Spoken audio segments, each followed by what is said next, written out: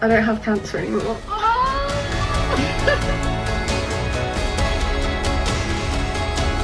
I've been nominated for a BBC Make a Difference award.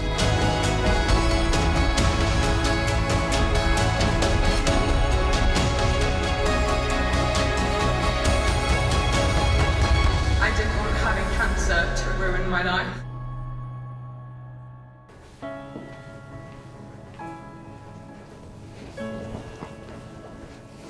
Hello, my name is Antonia Rubio. I'm 25 years old. It's the 8th of January 2025, and as of today, I am 1 year cancer-free. I think today the feeling is just of shock. I don't think it's really sunk in. It never really does, to be honest. I think that I always knew that my cancer journey didn't end the day that I found out I was cancer-free, but I'm feeling really great and I'm really proud of kind of what I've accomplished the last year, and I just still can't believe that it's actually a year on. It just doesn't feel real to me. I always knew that this was a massive milestone for me, because they always say if you get past the first year, then you're more likely to get through the rest. And I think this year has been really hard. There's been so many kind of scares of it coming back and things like that, but getting to this point is almost like I'm able to move on a bit now. I'm able to start a new job, I'm starting a new life, and it feels like I'm really starting to heal from what actually happened. So today is kind of a really big milestone for me. The biggest thing that's happened this year, do you know what, there's so many. I was thinking about this, and I think I've accomplished more in the past year than I have in my whole life, and I genuinely think that's because when you have something horrible happen to you like cancer, it really kind of puts everything into perspective. And that's why my message to other people is I always urge people, don't wait for something horrible to happen to kind of find that fire in you, because I've had this in me the whole time to do all these amazing things, like go on Good Morning Britain, win a Pride of Jersey, speak at the Royal Albert Hall, like all these amazing things. But I had this in me the whole time, but it just took having a horrible thing happen to me to kind of unlock that. So yeah, the biggest thing that's happened this year is just kind of unlocking my full potential. I could say certain events, but I think it's just kind of me recognizing, what I have the strength in me.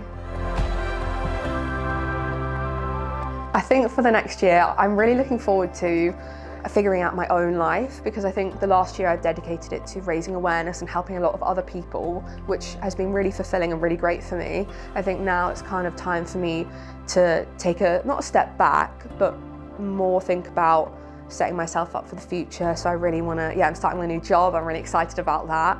Hopefully move out, go traveling a little bit. Just kind of, I really want to do things that normal people are doing my age. So it's not that I don't love all the things I've done in the past year, but I think it's just, I want to live a normal life and do mundane things that everyone else has been doing, and kind of do the things that I didn't get to do when I had cancer, whilst also continuing to raise awareness and do amazing things with amazing charities. I'm really excited about working with Teenage Cancer Trust next year on their youth advisory board. I think that's really important, because having someone from Jersey in that room is going to make moves for the Channel Islands, and just kind of having that voice. And yeah, I'm really excited about the future in the next year. I think advice I'd give to my younger self is don't change who you are, because when I was at school and when I was younger, I was always the person that spoke up and always caused a little commotion.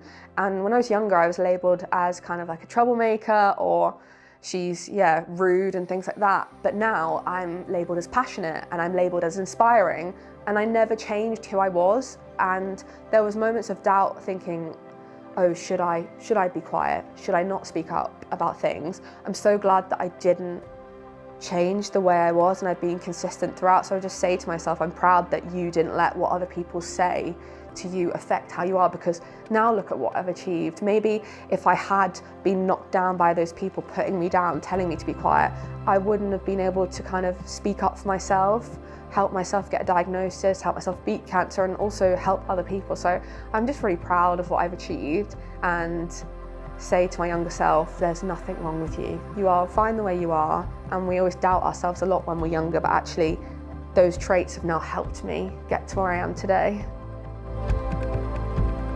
The lowest part of this year was, I think, when I was diagnosed with cancer. For me, it was relief, because I'd had such a long run of kind of not knowing what was wrong. And the lowest part of this year has just been kind of realising that the only person you can 100% rely on is yourself. Obviously, I'm so grateful for amazing family and friends who have supported me through my cancer journey, but at the end of the day, you have to water your own plants first, because those people around you, it sounds really bad, but I'm the main character in my life, but I'm not the main character in everyone else's life. And it was kind of hard for me at low points to realise that I'm still stuck in that moment of being diagnosed with cancer, but everyone else is moving on. And that's not a bad thing. It's not anyone else's fault.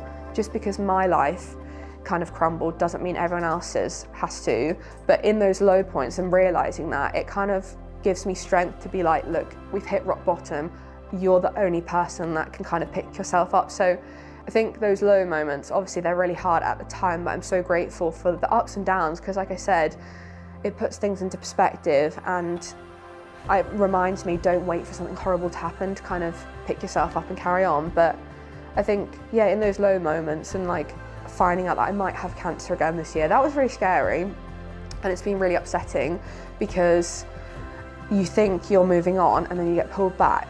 But healing isn't linear, and it's okay to have bad days and good days. I think a really big one was the poem I wrote called Dear Cancer. I wrote that, and it was posted for World Cancer Day, and it was in the Sun newspaper and everything like that. I think I wouldn't say it's the most successful in terms of likes and comments. I would say it's the most successful in terms of the feedback I've had from people saying, oh my word, this is exactly how I feel. And what was really special to me is people were using that sound to then like do a montage of their own cancer journey. And that was quite important to me, because I feel like when you have cancer, it can be a really lonely time. So for someone to write a poem or something creative and then you'll be able to relate to that was really special to me. That was a big one.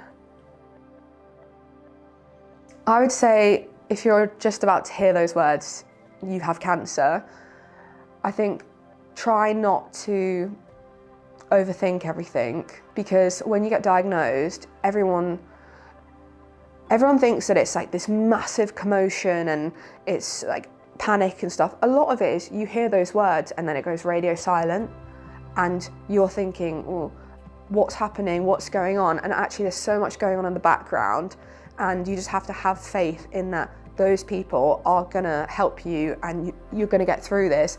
But it's that kind of silence you have to sit with, and that realization of, oh my word, I have cancer.